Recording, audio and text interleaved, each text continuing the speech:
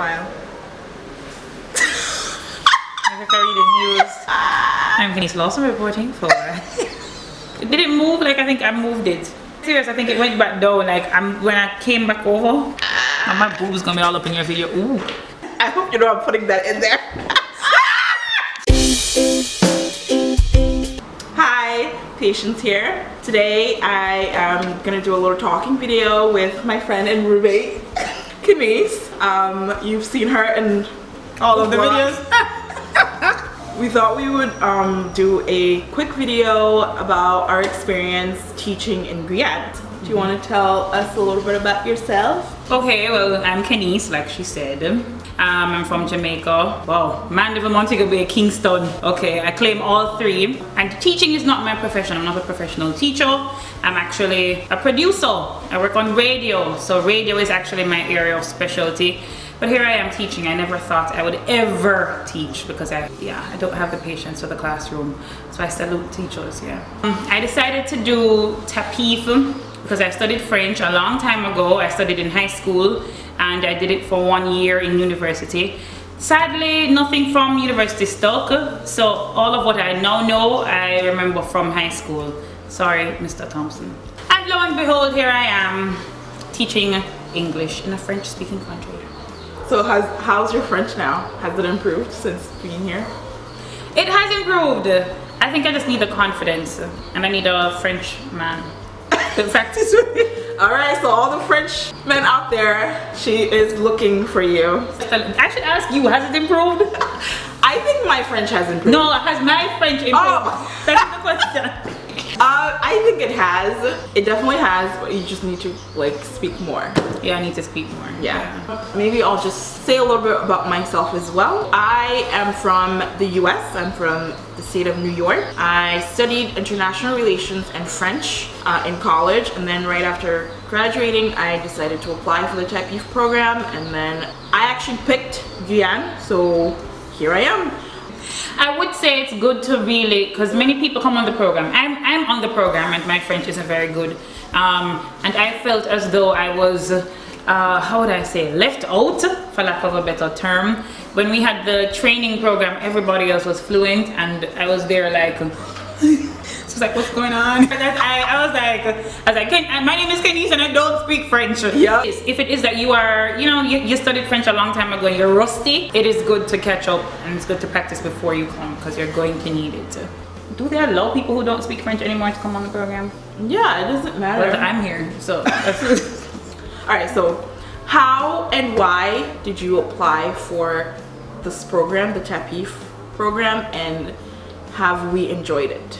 Well, I must make it clear that when I was studying French in university, I wanted to do the program. My best friend did the program, I think in 2009, and the same opportunity was there for me. I just didn't take it. And then years down the line, I was like, okay, this is the time I want to travel. I'm single, I have no children, I have no obligations, I have no debt. And quite frankly, I kind of got tired of doing the same thing. My job was stressful. Right. So that's how I decided to apply. But how has the experience been? It has been wonderful. I have no regrets. For me, ever since I found out about this program, I wanted to apply because I want to travel and I wanted to keep the French. Because I took French in college, I took French in high school. I was just like, after graduation, I studied abroad in France. So after graduation, I was like, I need to keep up with whatever it is I'm doing. I have to have French in it. Can you tell us a little bit about your teaching experience? What level have you been teaching? Okay, well, when I just came, I was in a town called Grand Santi, which is far from the capital. I guess we'll talk about that after. And it's a tiny village, and so there's only one college, which is basically high school. For your system and for my system as well, right? Oh, college is middle school. For you, okay, well, college would be high school for us in Jamaica. In Grand Santi, I needed a lot of patience to work with the students. First, they didn't speak French. They spoke Juka, which is a dialect of the Bushnenge people, which are actually from Suriname. So that was a challenge. So you're trying to teach them another foreign language. So they live in a country that speaks a language that is not theirs, and then on top of that, you're trying to teach them another language. Yeah. And what really disappointed me too was that a lot of the students didn't have an ambition. Like, you're used to hearing children say, oh, I want to be a doctor, a lawyer, those Right. cliche professions. But there, people wanted to be, for example, mechanics. They wanted to work at the bakery, have a boat. And I think they were so narrow-minded. They're in this little village and they don't know anything else but their life. And Yeah. it hurt sometimes. Really did. We both had split contracts. What that means is that we had our time split up in two. So instead of teaching at one school or one area the whole entire time, they split us up. So we did one city for three and a half months, and then Yeah. another city for 3.5 months. My first half was spent in Saint Georges, which is a city close to Brazil, bordering Brazil. And I was in a small village called Trois-Palais-Tuvier. We were both sent to the middle of nowhere. Okay, that's it. That's it. The experience was super interesting. I really loved it. I stayed with the host family. It was a tiny village of 150 people. I did a little tour of the village in my room tour video, so check that out. I worked at primary level, so the little kids from kindergarten all the way up to fifth or sixth grade in the US. In the village, there was only one school and 2 classrooms. So it was very small, which made the teaching experience more intimate. My kids were like, so I had 2 sections. So the first one were the little ones, and then the next section was the older kids. Maybe like 10 per class, like very small, because the village only had one elementary school. So after that point, you have to travel 1 hour by boat in order to go to middle school and high school. So when you're past that level, you live in a dormitory from Monday to Friday, and then on the weekends they'd come home. But coming home isn't cheap either. I talk a little bit more about it in my previous videos, but just to give you a run through, the village had no telephone, no internet. Sometimes running water wasn't very, consistent, or electricity. I read a lot, which was good. I enjoyed that. I was reading a lot. I go to sleep early, which first for me, yeah. like go to sleep early, waking up early, just doing things the simple way, which was so fun. And it was great. And the kids who are just so pure, because they don't have all the distractions that we have. They were very well behaved compared to now in Cayenne, where I am now. Really? Yes, if I compare the two, My kids were not amazing. If I compare, I'm sorry, Constantine, I love you, but no. But yeah, so that was my first experience, the first half of my experience. So the contract starts October. So October to December, I was in Trois-Palais-Tuvier. And then from January until now, I've been in Cayenne, which is completely different. I feel like I'm in 2 different worlds, 2 different countries, but it's a bigger city, and we have internet. Even though it's slow, it's still internet. I can talk to my family and everything like that. Staying out, there's movies, there's a mall, there's restaurants and things so now we're able to kind of do the touristic things. We're kind of exploring the country, but I'm really grateful that we get those 2 experiences. The issue in French Guiana though is that there's a shortage of teachers, and so at my school 1 left, and then after that we were down, before you knew it, we were down to 2. And when the teacher is absent, the students just don't have class. But at the end of the day, it was very rewarding when your students actually learned something. But because of the conditions, So in Trois-Palais-Tuvier, I only taught 1 class. And then when I came to Cayenne, I am working in 3 schools. So those classroom experiences have been completely different. In Trois-Palais-Tuvier, I was alone with the kids. It was as if I was the main teacher, which isn't exactly the ideal for the program. You're supposed to be an assistant, not the teacher. While here, it's still kind of the same thing, but the teacher is there.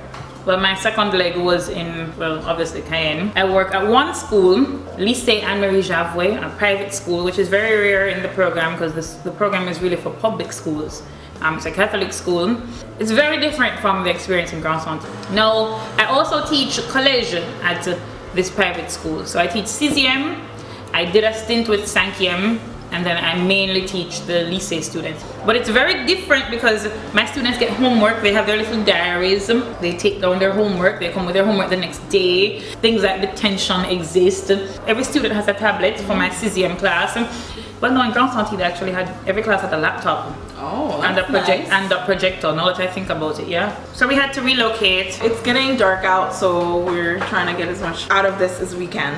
We're gonna talk now about our learning environment, like the school environment where we're teaching. My classes were large, fairly large, about 30 students, 25. How big was the school? The school was pretty big in Grand Santé. There are about 500 students, I think. When I went to Grand Santé, I wanted to fix things. Like, there were so many issues. I mean, you get the sense here that teachers and people in general are frustrated. So you come, you're new with your ideas, and they're looking at you like, And Sometimes. I was very passionate. I wanted to change things because I felt like the students could be motivated and, you know, driven.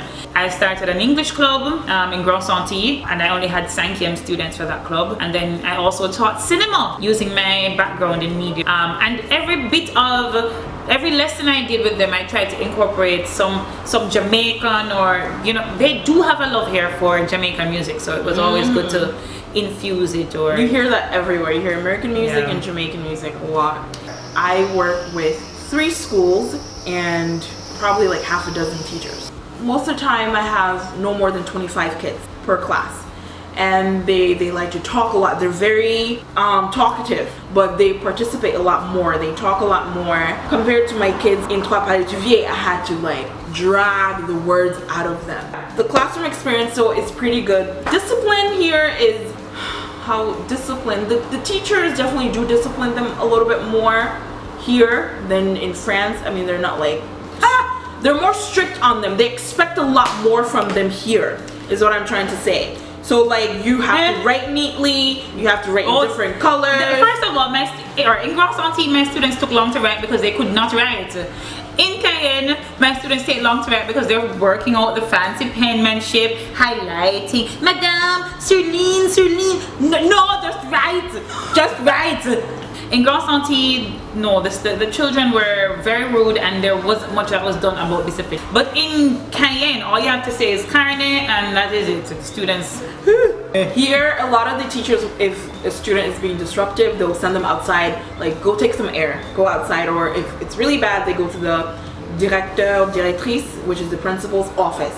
So that's when you know it's kind of bad. So now that we've kind of talked about everything, would you do it again? I definitely would. I think I have a soft spot for Grand Santé. In spite of the limitations, that's where I'd really love to be, because they have a greater need. Yes, it's true. The remote areas need more teachers because it's so far out. A lot of people don't want to go. And the teaching system, there's like a revolving door, so teachers leave every year. Yes. Nobody wants to stay because it's such a secluded place. But for me, I would definitely do it again, and I would definitely recommend this program.